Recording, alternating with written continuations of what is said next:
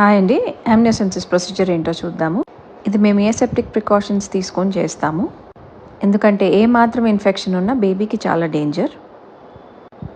Ultrasound scan probe హెల్ప్తో first ఒక spot select చేసుకుంటాము. ఆ స్పాట్ నుంచి ప్లాసెంటా అనగా మాయ ఎక్కడుంది అనేది సర్చ్ చేస్తాము. ప్లాసెంటా యాంటీరియర్ ఉంది అని అంటే కొంచెం సైడ్ నుంచి వెళ్తాము.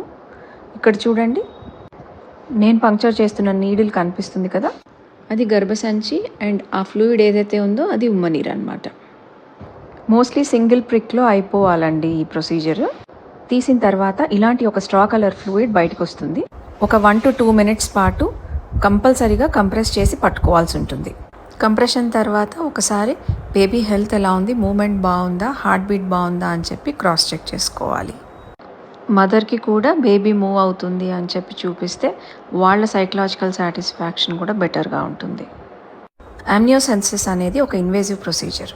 ఆ ప్రొసీజర్లో మనం ఉమ్మనీరుని కలెక్ట్ చేసి దాని శాంప్లింగ్కి పంపించి బేబీకి ఏమన్నా క్రోమోజోమల్ జన్యు లోపాలు ఉన్నాయా అని చెప్పని చూడగలం.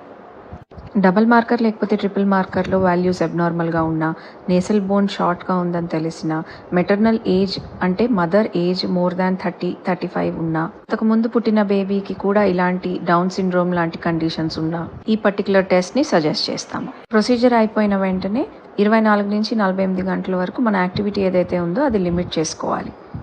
కాంప్లికేషన్స్ అనేవి మోస్ట్లీ ఏముండవు, but there are chances of loss of blood, infections or else sometimes miscarriage. Discharge అయిపోయి వెళ్ళిపోయిన తర్వాత ఫీవర్ కానీ, మూమెంట్స్ తగ్గినాయని కానీ, బ్లీడింగ్ కానీ అయిందంటే వెంటనే రావాల్సి ఉంటుంది.